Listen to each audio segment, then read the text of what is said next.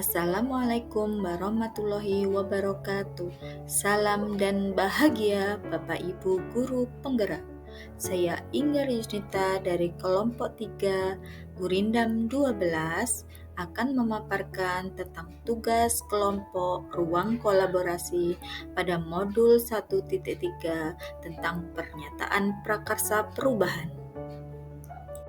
Kami kelompok Gurindam 12 terdiri dari 6 orang, yaitu Bapak Hendro Hartono, Bapak Ahmad Sodik, saya sendiri Inggar Yusnita, Ibu Tri Murti, Bapak Muhammad Al-Husari, dan Bapak Hamdani. Kami dibimbing oleh PP yaitu Ibu Bulkis dan fasilitator oleh Ibu Salmiwati. Setelah berdiskusi berkaitan dengan visi kelompok, maka kami menetapkan visi kelompok 3 Gurindam 12 adalah terwujudnya peserta didik yang cerdas, berjiwa kepemimpinan, berbudaya, dan berkarakter profil belajar Pancasila. Setelah merumuskan visi dari kelompok kami, maka prakarsa perubahan yang kami ambil yaitu mewujudkan peserta didik yang berjiwa kepemimpinan. Dalam melaksanakan prakarsa perubahan, kami menggunakan pendekatan inquiry apresiatif dengan menggunakan tahapan Bagja. Tahapan Bagja terdiri dari B. Buat pertanyaan utama. A. Ambil pelajaran. G. Gali mimpi. C. Jabarkan rencana. A. Atur eksekusi. Tabel berikut memperlihatkan rangkuman tiap tahapan Bagja, di mana kami memutuskan langkah-langkah yang akan kami ambil, siapa yang akan kami ajak dan pasti mau untuk terlibat, dan bagaimana strategi dan aksi lainnya demi mewujudkan visi kami secara perlahan. Pada tahapan pertama, yaitu buat pertanyaan utama, kami telah menyusun pertanyaan, yaitu apakah yang harus kami lakukan untuk mewujudkan peserta didik yang berjiwa kepemimpinan. Kemudian daftar tindakan atau penyelidikan yang perlu dilakukan untuk menjawab pertanyaan tersebut, antara lain mencari referensi mengenai jiwa kepemimpinan seperti buku dan artikel, kemudian pembiasaan melalui kegiatan pramuka, upacara bendera, dan presentasi hasil diskusi di kelas. Pada tahapan ambil pelajaran, pertanyaan dan daftar tindakan penyelidikan yang kami susun adalah: pertanyaan pertama, siapakah figur yang terkenal memiliki jiwa kepemimpinan? Kedua, aktivitas apa saja yang menurut peserta didik bisa menumbuhkan jiwa kepemimpinan? Ketiga, situasi apa yang dapat kita lihat dalam pembelajaran untuk meningkatkan jiwa kepemimpinan peserta didik? Dan keterampilan apa saja yang sudah kami miliki dan membantu kami mewujudkan jiwa kepemimpinan peserta didik? Daftar tindakan atau penyelidikan yang perlu dilakukan untuk menjawab pertanyaan tersebut antara lain: yang pertama, figur yang terkenal memiliki jiwa kepemimpinan adalah kepala sekolah, ketua OSIS, dan ketua kelas. Kemudian, kedua, mewawancarai ketua OSIS dan ketua kelas tentang aktivitas apa yang dapat menumbuhkan jiwa kepemimpinan. Yang ketiga, berkolaborasi dengan kepala sekolah dan rekan sejawat. Yang keempat, keterampilan berorganisasi.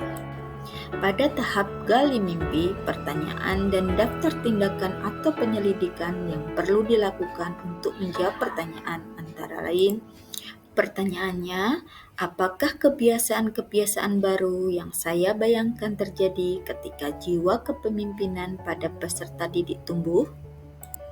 Maka daftar tindakan atau penyelidikan yang perlu dilakukan untuk menjawab pertanyaan tersebut antara lain membuat daftar kebiasaan-kebiasaan yang dapat menumbuhkan jiwa kepemimpinan seperti berani berpendapat, berani bertanya, berani presentasi, berani menjadi pemimpin upacara, dan berani tampil di depan. Pada tahap jabarkan rencana, pertanyaan dan daftar tindakan penyelidikan yang perlu dilakukan untuk menjawab pertanyaan antara lain. Pertanyaan pertama, apakah langkah pertama yang paling sederhana yang bisa dilakukan untuk menumbuhkan jiwa kepemimpinan peserta didik? Yang kedua, apakah langkah terobosan yang bisa dilakukan untuk menguatkan jiwa kepemimpinan peserta didik? Dan ketiga, berapa lama target untuk menguatkan jiwa kepemimpinan peserta didik? Tindakan atau penyelidikan yang perlu dilakukan untuk menjawab pertanyaan tersebut antara lain 1. Pembiasaan di sekolah untuk melatih jiwa kepemimpinan peserta didik seperti menjadi pemimpin upacara, kultum, dan presentasi hasil belajar di kelas. Yang kedua, mengadakan kegiatan yang dapat mengasah jiwa kepemimpinan peserta didik seperti lomba pidato, debat kandidat ketua OSIS, dan lomba pramuka. Yang ketiga, target untuk menumbuhkan atau menguatkan jiwa kepemimpinan pada peserta didik adalah 1 semester atau 6 bulan. Pada tahap atur eksekusi, pertanyaan dan daftar tindakan atau penyelidikan yang perlu dilakukan untuk menjawab pertanyaan tersebut antara lain. Pertanyaan pertama, siapa yang akan dilibatkan dalam mewujudkan jiwa kepemimpinan peserta didik?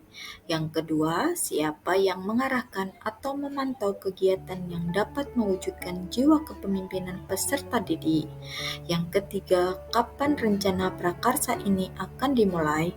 Dan keempat, bagaimana pencatatan kemajuannya? Daftar tindakan atau penyelidikan yang perlu dilakukan untuk menjawab pertanyaan antara lain, yang pertama, melibatkan seluruh penanggung jawab dan pembina kegiatan yang ada di sekolah. Yang kedua, berkolaborasi dengan kepala sekolah, wakil kepala urusan kesiswaan, guru kelas, dan guru BK. Kemudian yang ketiga, memulai rencana prakarsa perubahan pada awal semester. Dan yang keempat, dengan cara menyusun jurnal sikap. Demikianlah pemaparan tugas ruang kolaborasi modul 1.3 tentang pernyataan prakarsa perubahan oleh kelompok Gurindam 12. Semoga menginspirasi Bapak Ibu Guru Penggerak. Terima kasih, salam dan bahagia Bapak Ibu Guru Penggerak. Wassalamualaikum warahmatullahi wabarakatuh.